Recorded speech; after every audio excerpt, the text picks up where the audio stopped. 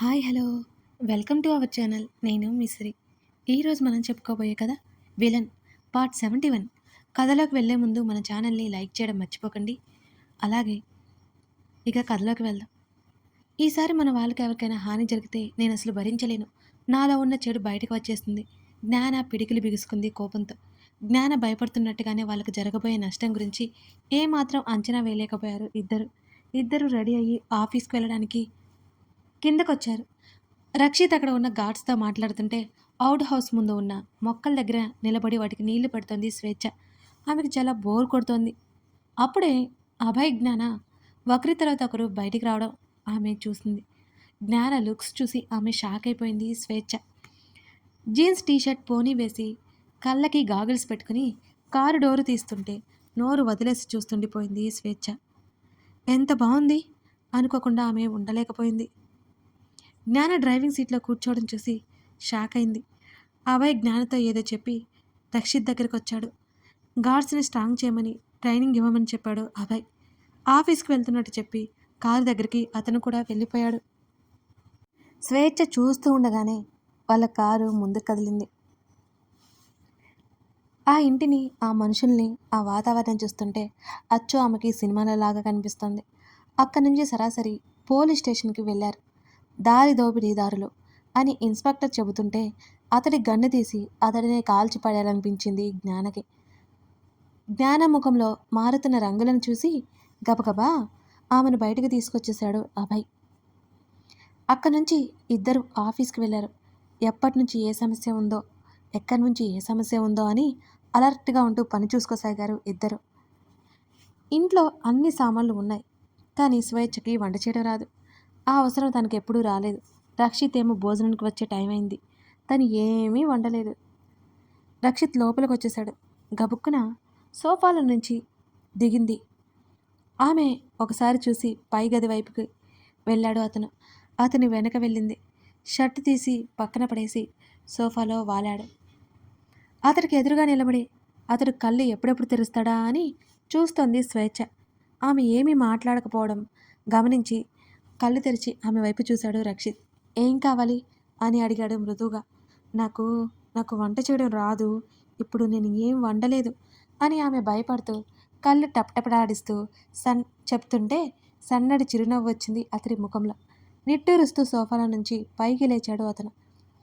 త్వరగానే నేర్చుకుంటానులే, ఇప్పుడు ఏం చేద్దాం అని అడిగింది స్వేచ్ఛ. అలాగే దిగి కిచెన్లోకి వచ్చాడు. రైస్ కడిగి పెడుతుంటే అలాగే చూస్తుంది. అది కుక్కర్లో పెట్టేసి ఏం తింటావు అని అడిగాడు. నువ్వు వంట చేస్తావా ఆశ్చర్యంగా అడిగింది. అవును చెప్పు అన్నాడు. అప్పుడే కాలింగ్ బెల్ కూడా మోగింది. తలుపు తెరిచిన రక్షిత్కి వీరయ్య కనిపించాడు. ఒక ట్రే రక్షిత్ చేతికి అందిస్తూ, ఈ పూటకి మేడం గారు మీకు భోజనం ఇచ్చి రమ్మన్నారు. రాత్రి వంటకేమైనా అవసరం అయితే చెప్పండి బాబు, తెచ్చిస్తాను అన్నాడు వీరయ్య వినయంగా. అన్నీ ఉన్నాయి థ్యాంక్స్ అని చెప్పాడు రక్షిత్. వీరయ్య వెళ్ళిపోయాక తలుపేసి లోపలికొచ్చాడు అతను. భోజనం వచ్చేసింది, సాయంత్రం నేను వంట చేస్తానులే అని చెప్పాడు రక్షిత్. అలాగే అన్నట్టు తల ఊపింది స్వేచ్ఛ.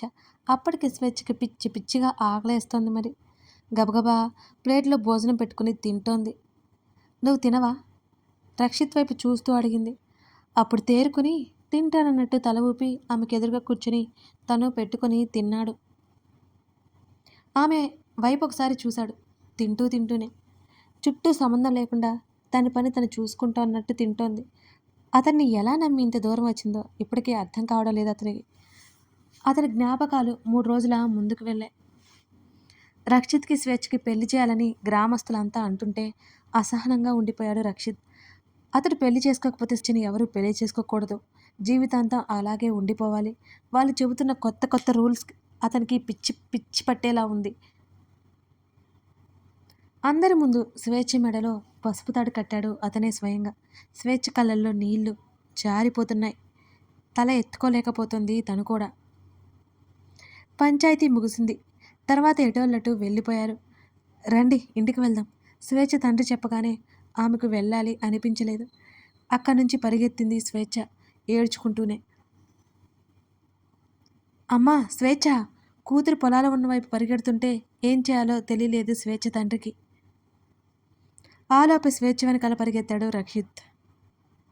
వెంటనే తేరుకొని స్వేచ్ఛ తండ్రి కూడా పరిగెత్తాడు. స్వేచ్ఛ పరిగెత్తుకుంటూ వెళ్ళి కాలువలో దూకేసింది. ఒక్క క్షణం ఆలస్యం చేయకుండా రక్షిత్ కూడా దూకేశాడు. స్వేచ్ఛకి ఈత రాదని అతనికి తెలుసు. కూతురు నీళ్ళల్లో అలా పడిపోగానే కళ్ళు తిరిగినట్లు అనిపించింది స్వేచ్ఛ తండ్రికి. కూతురికి ఏమీ కాకూడదని మోకాల మీద కూర్చుని దేవుణ్ణి వేడుకుంటున్నాడు నీటిలోకి దూకిన రక్షిత్కి స్వేచ్ఛ ఎటు వెళ్ళిందో కనిపించలేదు.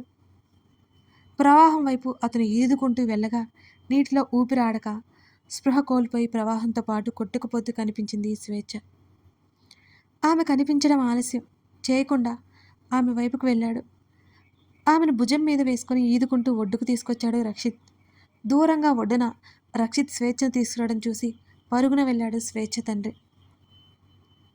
స్వేచ్ఛ బట్టలు సరిచేసి ఆమె చేతులు ఆమె ఉదర భాగం మీద వేసి ఆమె చేతుల మీద గట్టిగా నొక్కాడు. కొంచెం కొంచెం నీళ్ళని కక్కేసింది స్వేచ్ఛ. అయినా స్పృహలోకి రాలేదు. ఆమె పెదవులు ఒత్తిపట్టి గాలి ఊదాడు. అతడు ఊపిరి అందించగానే దగ్గుతూ స్పృహలోకి వచ్చింది. అతడు కాస్త దూరం జరిగాడు ఆమె నుంచి. అప్పుడే స్వేచ్ఛ తండ్రి అక్కడికి వచ్చేశాడు.